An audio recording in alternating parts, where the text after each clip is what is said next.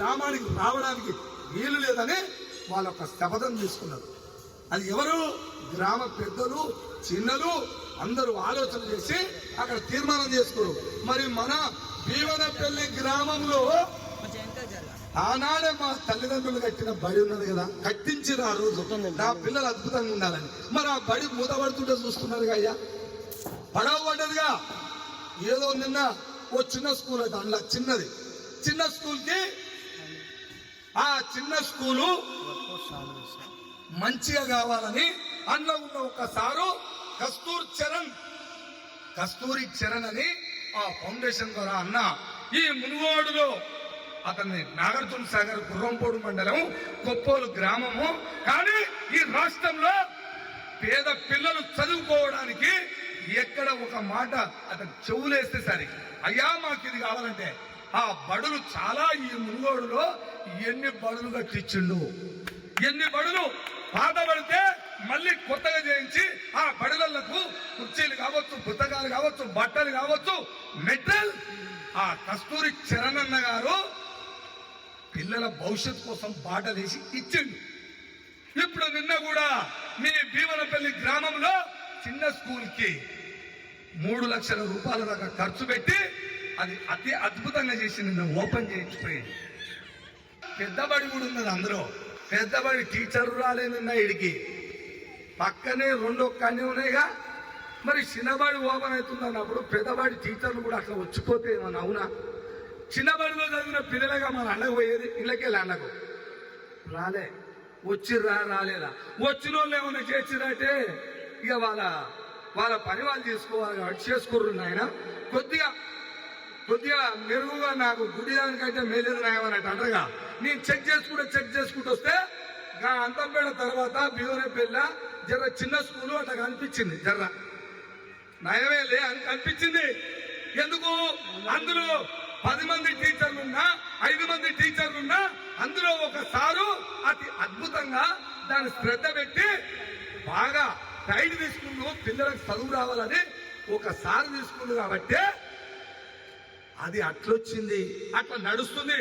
ఇప్పుడు మీరేం చేయాలంటే ఇక్కడ కూర్చున్న ప్రతి తల్లిదండ్రులు ఆ బడి కోసము మీరంతా ఒక మాట అనుకుని ఆ మాట ద్వారానే ప్రతి పిల్లవాడిని బడికి మేము పంపిస్తాం. కానీ మీరు హైదరాబాద్కి వెళ్ళి కార్లలో వచ్చి బస్సులలో పోవుడు కాదు సార్లు, మేడాలు.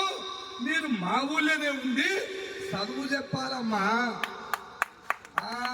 ఇది అడగాలి మా ప్రజలు, మా తల్లిదండ్రులు ఇది అడిగితే నీ పిల్లవాడికి చదివెట్టరాదో అప్పుడు తెలుస్తుంది.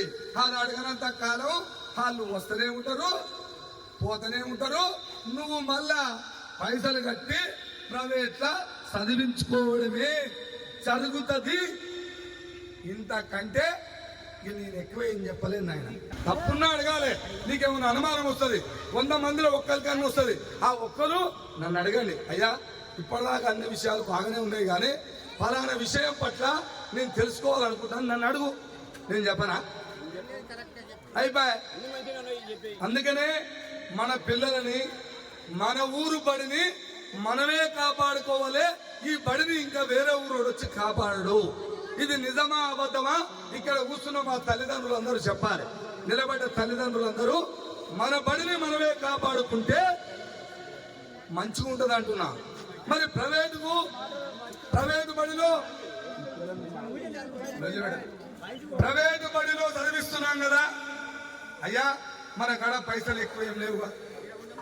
ఒకవేళ ఉన్నాయన ప్రైవేట్లో చదివిస్తే ఇజ్జతుకు పాటల పడి పక్కింటోడు కూడా ప్రైవేట్ వేస్తే ఫీజు కట్టలేదని పిల్లవాడిని 200 మంది పిల్లల ముందు చేతులు కట్టి గేటు ముందర నిలబెట్టారు. ఏ తండ్రి పోయి చూసిండయ్యా? ఏ తల్లి పోయి చూసింది? పిల్లల ఫీజు కట్టలేదని పోయినసారి మొన్న 4 నెలల కింద ఎగ్జామ్ ఫీజు కట్టలేదు, ఎగ్జామ్ రాయలేదు, సతాయించరు. ఇది ఎవరికెరక? పైసలు ఫీజు అవును, ఓ నెల లేట్ అయింది ప్రైవేట్ బడిలో, ఓ లేట్ అయిందని ఫీజు కట్టకపోతే పిల్లల ఎగ్జామ్ రాయనియమని పెట్టిరు. దానికి తెలుసా? ఆ తల్లికి ఎరుక, ఆ తండ్రికి ఎరుక, మనకే వెరుక. ప్రైవేటు బడి పైసలు కట్టించే బడి అయితేనేమో తెల్లారు గట్ల 5 గంటలకి లేస్తాడట ఈ తల్లి. లేచి గుడ్డు పై చేసి గుట్ట పెట్టి నిలబాడులు పెట్టి టైలేసి అంగేసి గుట్లేసి తెల్లారు గంటల వరకల 7 గంటల వరకల బస్సు ఎక్కిస్తుందట ప్రైవేట్ బస్సు. వినవా? మరి అదే గవర్నమెంట్ బడి కూడా ఇట్టనే ఎక్కించి ఆ గవర్నమెంట్ బడిలో చెప్పే 1,00,000 రూపాయలు 70,000 80,000 రూపాయల జీతం తీసుకుంటారు సార్లను కూడా ఇదే విధంగా ఇదే క్రమశిక్షణగా వాళ్ళని ఎందుకు అడగలేదా అడగాలిగా. అందుకనే తోలాలి, మనం అడగాలి. ఊరికే పోతలే జీతాలు కూడా ఇస్తలేడు. మనం ఇస్తున్నాం 1,00,000, మనం ఇస్తున్నాం 70-80, మనం ఏడిస్తున్నాం అయ్యా అని ఒక డౌట్ రావచ్చు. రోజు పొద్దున లేస్తే ఈ తల్లిదండ్రులు ఓ ఉప్పులు కొన్నా, పప్పులు కొన్నా, నూనె కొన్నా, సబ్బులు కొన్నా ప్రతి రూపాయ గవర్నమెంట్ కి ట్యాక్స్ రూపంలో పోతే అవే రూపాయలు గవర్నమెంట్ వ్యవస్థలో పనిచేసే ప్రతి ఉద్యోగునికి ఈ ప్రజలకు సేవ చేయాలని ఆ స్కూల్ టీచర్ కి జీతం వచ్చింది, పిల్లలకు చదువు చెప్పాలని. ఎంఆర్ఓ ఆఫీస్ ఉంటే ఎంఆర్ఓకు ఆ వ్యవస్థకు ఈ ప్రజలకు సకల కష్టాలకు మీరే సేవకులు అని వాళ్ళకి జీతాలు వచ్చినాయి. మనకు పోలీస్ డిపార్ట్మెంట్ ఉంటుంది, మనకు ఏమైనా ఆపదలు బాధలు గాథలు వస్తే కొట్లాట పంచాయతీలు వస్తే మాకు సర్వీస్ చేయాలని వాళ్ళకి జీతాలు వస్తున్నాయి. గవర్నమెంట్ వ్యవస్థ మొత్తం ఇక్కడ కూర్చున్న ఈ ప్రజలే జీతాలు ఇస్తారు నాయన. ఈ సోయి మనకు తెలియదేమో, తెలుసుకోవాలి. తెలుసుకొని ప్రతి ఎంప్లాయీని అయ్యా మీరే అయ్యా మా దేవుళ్ళు, మీరే అయ్యా మాకు సకల బాధలు వచ్చినా మా బాధను తీర్పే వాళ్ళు మీరే అయ్యా అని ప్రతి ఒక్క ఎంప్లాయీని మన మీద సర్వీస్ చేసే వాళ్ళని పెద్దవాళ్ళని నా బాధను పరిష్కారం చేసే పెద్ద మనుషులు మీరే అయ్యని వాళ్ళని అడగాలి. వాళ్ళు మనకు సర్వీస్ చెయ్యాలి. ఇది చెప్పుకుంటూ పోతున్నాయ్యా. ఇది చెప్తామని వచ్చిన మన భీమనపల్లికి వచ్చినాం. ఇది మంచిదా చెడ్డదా మీరు ఆలోచన చేయండి. పిల్లలని ఈ బడిలో చదివించండి. ఇది బడి కోసం. ఒకవేళ మీరు రేపు వచ్చిన టీచర్లందరినీ మీరు మా ఊరిలోనే ఉండి బడి చెప్పాలని అడగాలి. ఆ అడిగినప్పుడు మేము ఈ బీనపల్లి ఉంటామా అంటారుగా, ఉండమని తెల్ల కాగితం మీద ఒక లెటర్ రాసియండి మేడం, మేము ఉండము ఈ బీనపల్లి మేము ఉండము అని అంటే నువ్వు లెటర్ రాసిస్తే ఈ లెటర్ తీసుకుపోయి గా కలెక్టర్కి ఇస్తే గా కలెక్టరు ఈ గ్రామంలో వాళ్ళ పిల్లలకు చదువు చెప్పే టీచరు ఇక్కడే ఉండి చదువు చెప్పే టీచర్నే పంపిస్తాడు. ఈ ఉండరామా మనకెందుకు? మరి మా ఊళ్ళో ఉండి మా పిల్లలకు చదువు చెప్పరాము, నీకెందుకు 1,00,000 రూపాయలు నువ్వెందుకు?